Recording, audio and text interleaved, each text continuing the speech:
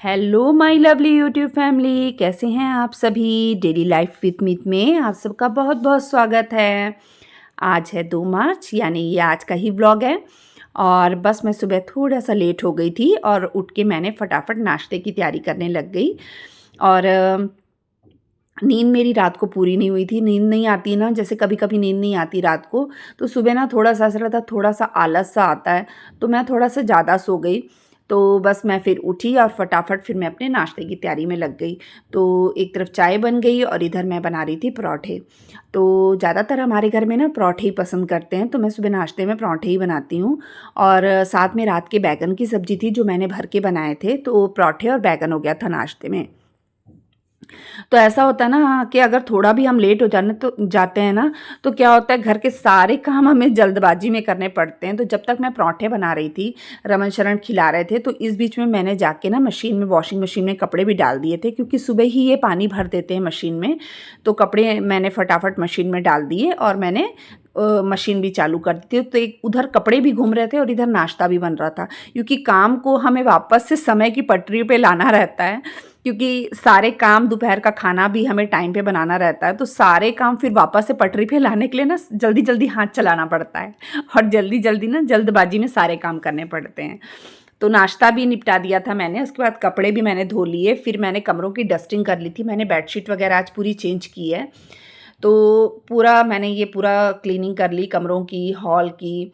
Kitchen बस थोड़ा सा मेरा रहता था।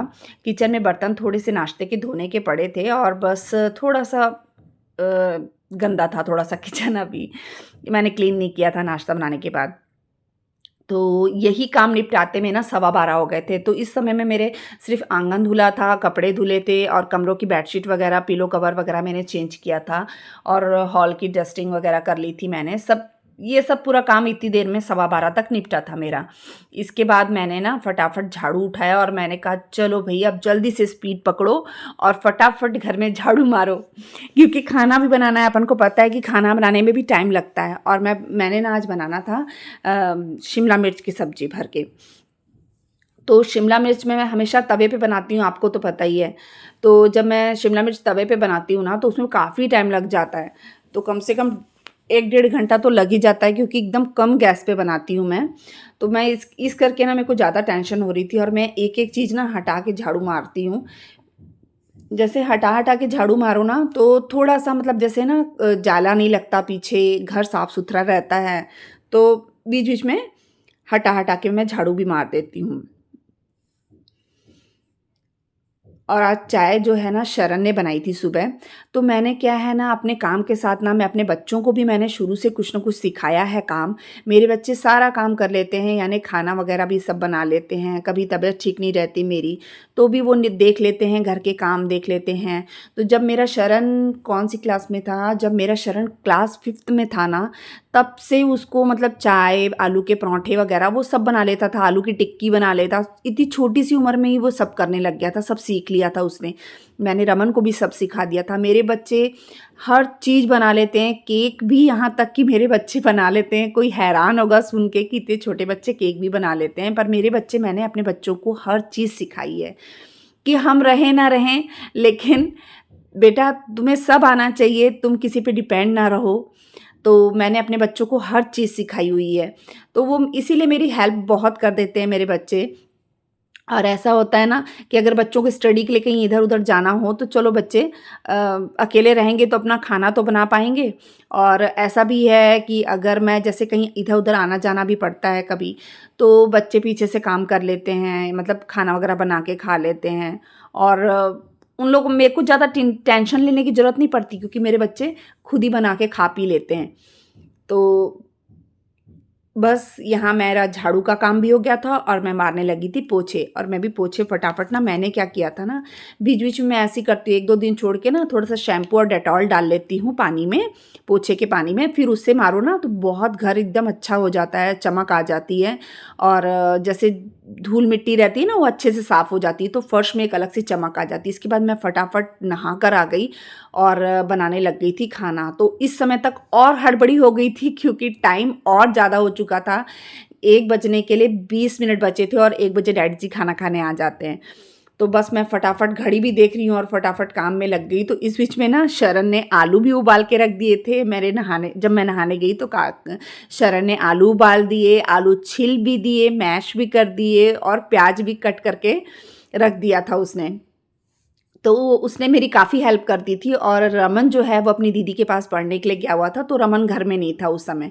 तो शरण ही मेरी हेल्प कर रहा था। तो बस मैंने यहाँ पे बॉइल्ड आलू जो है ना उसे मैश करके उसमें बारीक बारीक प्याज, धनिया, मिर्ची ये सब डाल दी थी। और सूखे मसालों में नमक, थोड़ी सी लाल मिर्च, गरम मसाला और आमचूर पाउडर डाल के मैं इसे अच्छे से मिक्स कर लेती हूँ। तो ये स्टफिंग तैयार हो जाती है शिमला मिर्च की। और मैं ऐसे ही शिमला मिर्च ज़्यादातर बनाती हूँ। तो ये मेरे हस्बैंड को और रमन को बहुत पसंद आती है ये सब्ज़ी और बहुत खुश होके खाते हैं दोनों जन। तो मैं ये सब्ज़ी बनाने में भले मुझे टाइम लगता है, तवे पे बनाना पड़ती है और तवे पे बनाती हूँ और टाइम भी बहुत लग जाता है, लेकिन फिर भी ये लोग बहुत इनको पसंद है और बच्चों को पसंद है, तो मैं ज़रूर ये चीज़ बनाती हूँ। ये नहीं देखती कि मतलब टाइम ज़्यादा लगेगा या क्या है। और फटाफट में मैं लग गई। तो मैंने यहाँ पे ना नॉन स्टिक तवा जो है ना वो रख दिया था गरम होने के लिए तेल डाल के। और जो शिमला मिर्च की पीछे की डंडी है ना उसे निकाल लेती हूँ मैं। और उस जगह से मैं पूरा मसाला जो है ना उसको भर देती हूँ और उसे फिर मैं बारी बारी तवे पे रख देती हूँ। और गैस एकदम कम रखती हूँ जिससे कि वो अच्छे से पक जाए और कच्ची बिल्कुल ना रहे। तो इस तरीके से मैं शिमला मिर्च बनाती हूँ। तो बस मैं यहाँ तवे पे मैंने शिमला मिर्ची जो है ना वो भर भर के रखने लग गई थी। और क्या है ना जल्दबाजी इसलिए भी हो जाती है क्योंकि साथ में कोको के काम भी निपटाने रहते हैं। कोको को दिन में भी टॉनिक देना, खाना देना, तो कोको को भी देखना पड़ता है मुझे। तो इस वजह से जल्दबाजी बहुत ज़्यादा हो गई थी। आज तो बहुत हड़बड़ी हो गई थी मुझे काम की। पर फिर भी ये था कि टाइम से मेरे काम निपट गए थे। क्योंकि जब तक डैडी जी आए थे ना तब तक 2-3 शिमला मिर्च बनकर मेरी उतार ली थी मैंने, बन गई थी 2-3 शिमला मिर्च। और ऐसा था कि उसको जैसे-जैसे पकती जाती है मैं शिमला मिर्च उतारती जाती हूँ। और इधर ना मैं डैडी जी के लिए बेसन का आटा गूँध रही थी। तो उसमें मैंने जैसे आपको पहले भी बताया था कि डैडी जी आजकल बेसन वाली रोटी ही खाते हैं। तो बेसन और आटा बराबर मात्रा में ले लेती हूँ मैं। और वो ले लिया था और मैंने आज धनिया डाल दिया था और नमक और थोड़ी-सी लाल मिर्च डाल के मैं आटा तैयार कर लूँगी। और हमारे लिए तो सादा आटा था, जैसे कणक का जो आटा रहता है ना वही। और डैड जी के लिए ये वाला बेसन वाला आटा था। तो बस इधर शिमला मिर्च बन रही, इधर मैं आटा गूँध रही थी। और इसके साथ में ही ना मैंने फिर फटाफट आटा गूँधने के बाद ना शिमला मिर्च को मैं दूसरे उसमें कर दूँगी। और जो थोड़ा बहुत गंदा होता जाता है ना तो मैं साथ-साथ में साफ़ भी करती जाती हूँ। इससे क्या ज़्यादा फिर ज़्यादा गंदगी नहीं फैलती और पूरा समय पे ना सब चीज़ साफ़ हो जाती है। तो ज़्यादा काम बढ़ता नहीं है आगे के लिए। तो बस और एक तरफ ना मैंने जो कल ऑयल बनाया था ना उसे भी मैंने छन्नी में डाल दिया था ताकि वो पूरा छन के ना निकल जाए। उसको टाइम लगता है कि मतलब मैंने क्या किया, कल तो मैंने निकाला ही नहीं उसे। और आज निकाला तो फिर मैंने ना ताकि उसका पूरा असर उसमें आ जाए, फिर मैंने आज उसे शीशी में डाल के रख लिया है। और बस इधर मैं रोटी बनाने लग गई थी। और पहले मैं डैडी जी के लिए बना रही थी बेसन वाली रोटी, इसके बाद फिर मैंने दूसरी रोटी बनाई। और साथ-साथ में ना जो-जो शिमला मिर्ची बनती जा रही थी ना उसे मैं उतारती जा रही थी तवे से। और जो थोड़ी-सी कच्ची थी उसे पलटती जा रही थी ताकि वो और अच्छे से पक जाए।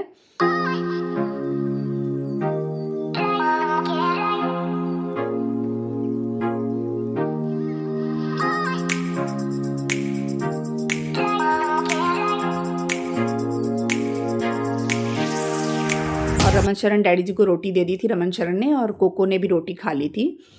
और बस इसके बाद में फिर मैं इन्होंने कहा था कि मैं दही लेके आऊँगा, मैं इसके साथ दही मुझे चाहिए करके। तो डैडी जी को तो अभी दही मना है क्योंकि उनकी मेडिसिन वगैरह कुछ चल रही हैं, तो उन्हें अभी दही नहीं खाना है। तो मैंने ना अभी कुछ दिन से ना मैं दही जमा भी नहीं रही हूँ। और क्योंकि डैडी को खाना नहीं है तो फिर मैं ना जमा भी नहीं रही हूँ इतना। और बस फिर मैं ना ये जल्दी-जल्दी इसको रोटी का सेकने का काम करने लग गई और बस मैं किचन एक बार साफ़ कर लूँगी। और मैंने दोनों आटे ना निकाल के रख दिए थे, बेसन वाला भी और दूसरा आटा भी निकाल के रख दिया था। तो बस यहाँ बच्चे पास में खड़े हैं, मैं बच्चों से ही बात कर रही हूँ। मस्ती कर रहे थे मेरे पास में खड़े होके, तो बस मैं लगी हुई थी, उन लोग के साथ में ही लगी थी। और यहाँ ये दही भी लेकर आ गए थे, तो बस मैं दही तैयार कर रही हूँ। तो पहले मैं दही को अच्छे से मथ लूँगी और उसमें ना फिर मैं नमक, थोड़ी सी लाल मिर्च, थोड़ी सी काली मिर्च, जीरा पाउडर थोड़ा सा और थोड़ा सा काला नमक डाल देती हूँ मैं। तो इससे क्या होता है ना, बहुत अच्छा टेस्ट आता है इसका दही का। और मैंने थोड़ा सा पानी डाल के इसे थोड़ा सा पतला कर लिया था। और बूंदी मैंने जो है ना मार्केट की रेडीमेड बूंदी ले आई थी, क्योंकि मैं घर में बहुत कम बूंदी बनाती हूँ, क्योंकि इतना अचानक से कोई बोल देना तो फिर इतना टाइम नहीं रहता कि हम बूंदी तलें फिर उसको बनाएं करें। तो फिर देखिए अभी भी मेरी शिमला मिर्च जो है ना वो अभी भी तवे पे बन रही है।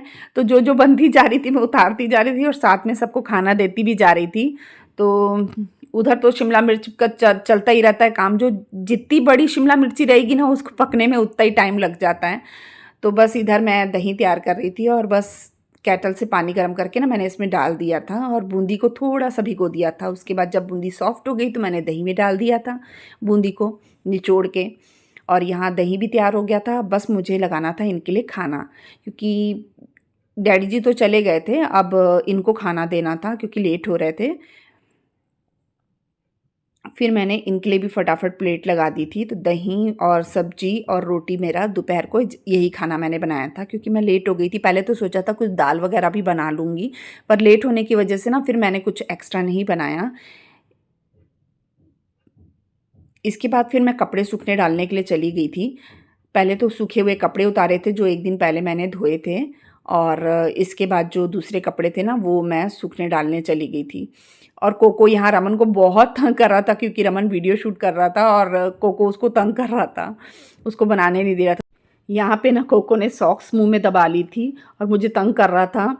तो बस मैं यहीं पे अपने ब्लॉग का एंड करूँगी। बताइएगा आपको मेरा व्लॉग कैसा लगता है। अगर अच्छा लगता है तो प्लीज़ मेरे चैनल को सब्सक्राइब कीजिए। बाय।